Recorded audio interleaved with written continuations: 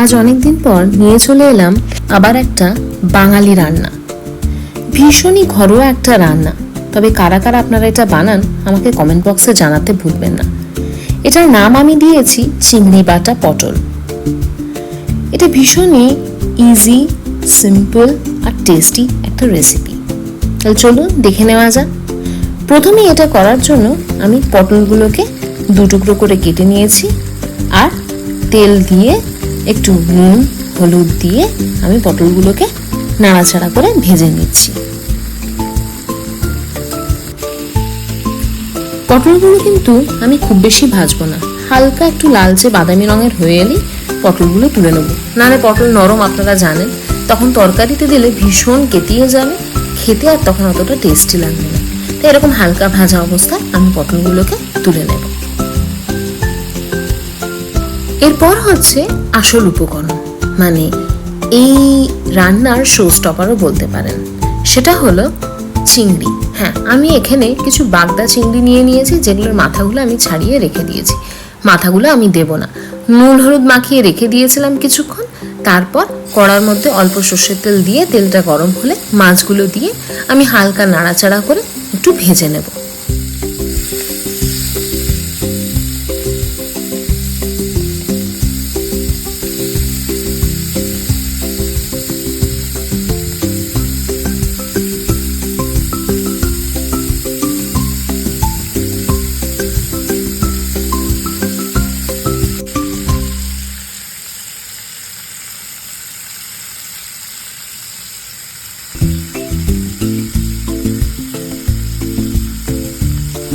চিংড়ি আমাদের অলমোস্ট ভাজা হয়ে গেছে, এবার এগুলোকে তুলে নেব। এই চিংড়িগুলো ভাজা হতে হতে আমি ওখানে পেঁয়াজ আদা রসুনের পেস্টটা কিন্তু রেডি করে নিয়েছিলাম। পেঁয়াজ আদা রসুনের পেস্টটায় আমি দিয়েছিলাম একটা মিডিয়াম সাইজের পেঁয়াজ, 3-4 কোয়া মতো রসুন, 1 ইঞ্চির আদা আর 2টো কাঁচা লঙ্কা। ঝালটা আপনাদের নিজস্ব টেস্ট বার্ডের ওপরেই ডিপেন্ড করছে। এরপর চলে আসছে এই রান্নার আসল সিক্রেট, মানে চিংড়ি বাটা। যে চিংড়িগুলো আমরা ভেজে তুলে রেখেছিলাম সেগুলোর সাথে আমি একটা মিডিয়াম সাইজের টমেটো দিয়ে এটাকে ভালো করে ব্লেন্ড করে নিয়েছি। আপনারা চাইলে শিলেও বাটতে পারেন। আমার ফ্ল্যাটে আসলে শিলনোড়া আমি রাখিনি, কারণ আমার কুক খুব একটা ইউজ করতে পারে না, তো সুতরাং রেখেই আমি কি করব, তাই আমি রাখিনি। তো আমি মিক্সিতেই এগুলো পেস্ট করে নিয়েছি। আপনারা চাইলে শিলনোড়াতেও পেস্ট করতে পারেন। চলুন তাহলে বাকি রান্নাটার দিকে এবার এগোনো যাক। আমি কড়ার মধ্যে আবার অল্প পরিমাণে সর্ষের তেল দিয়ে নেব।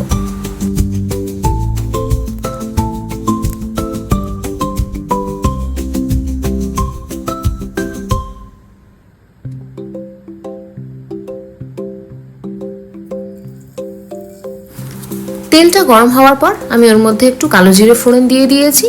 এরপরেই আমি ওই পেঁয়াজ আদা রসুনের পেস্টটা তেলের মধ্যে ঢেলে ভালো করে নাড়াচাড়া করে নেব।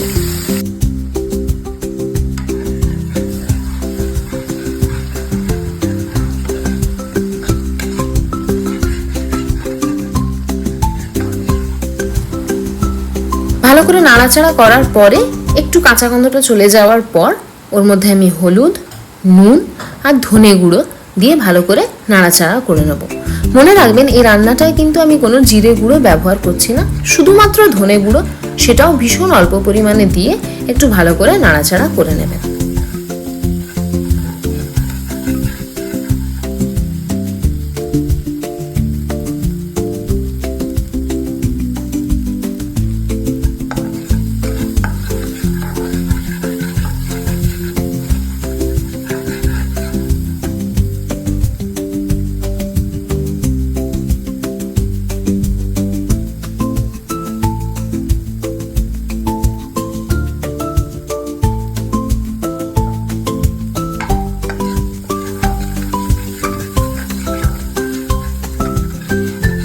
পেঁয়াজ আদার মশলাটা কষানো হয়ে গেলে আমি তার মধ্যে ওপর থেকে ওই চিংড়ি বাটাটা দিয়ে দেব।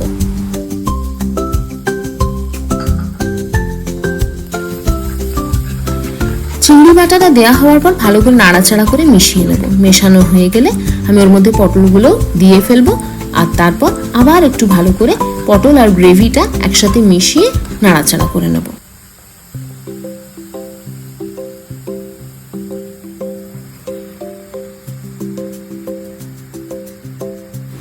পটলটা দিয়ে ভালো করে নাড়াচাড়া করার পর আমি ওর মধ্যে 1 কাপ মতন জল দিয়ে একটু হাই ফ্লেমেই কষানোর জন্য রেখে দিয়েছিলাম। মনে রাখবেন ভুল করে লো ফ্লেমে বা মিডিয়াম ফ্লেমে রাখবেন না কিন্তু, কারণ পটলগুলো আগে থেকে ভাজা আছে, চিংড়ি ভাজা, সব কটা মশলা ভালো করে কষানো হয়ে গেছে। সুতরাং লো বা মিডিয়ামে রাখলে কিন্তু রান্নাটা ভীষণ ক্যাতকেতিয়ে যেতে পারে। তাই এটা হাই ফ্লেমে রেখেই ভালো করে জলটাকে একটু শুকিয়ে নেবেন, তারপর আবার একটু ভালো করে কষানো হবে।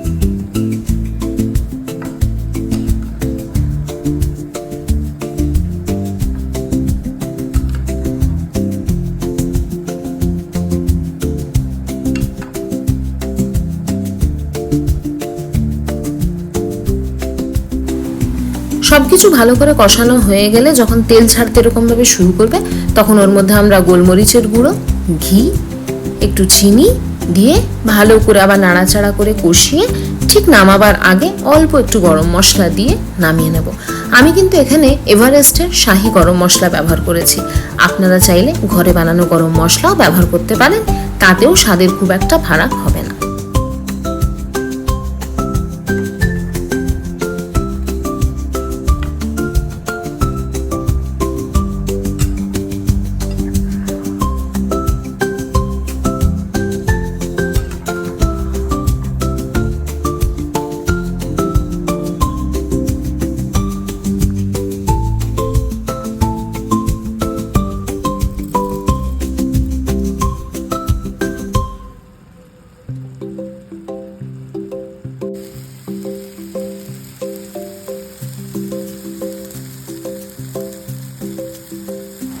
দেখতেই পাচ্ছেন রান্নাটার থেকে কি সুন্দর তেল ছাড়তেও শুরু করেছে আর রংটাও বেশ সুন্দর চলে এসছে। এইভাবে লো ফ্লেমে এখন আমি এটাকে 2 মিনিট মতন রেখে তারপর নামিয়ে গরম গরম ভাতের সাথে সার্ভ করব। এই রান্নাটা ভীষণই চটজলদি, কিন্তু খেতেও অপূর্ব লাগে। এই স্বাদের কিন্তু আমার কাছে কোনো তুলনা হয় না। ভীষণই ঘরোয়া বাঙালি একটা রেসিপি, যেটা ভাতের সাথে মেখে খেতে ভীষণ ভালো লাগে। আপনারা সবাই চটপট এটা ট্রাই করুন, আমি হলপ করে বলছি, খেতে কিন্তু ভালো লাগবে। আর হ্যাঁ, যারা যারা ট্রাই করবেন কমেন্ট বক্সে এসে আমাকে জানাতে ভুলবেন না আপনারা কে কে খেয়েছেন এটা আগে, সেটাও আমাকে জানাতে ভুলবেন না। আর এই রেসিপি ভালো লাগলে মনে করে সাবস্ক্রাইব করবেন, শেয়ার করবেন আর একটা লাইক করে দেবেন। আবার আসবো নতুন রেসিপি নিয়ে, ততদিনের টাটা।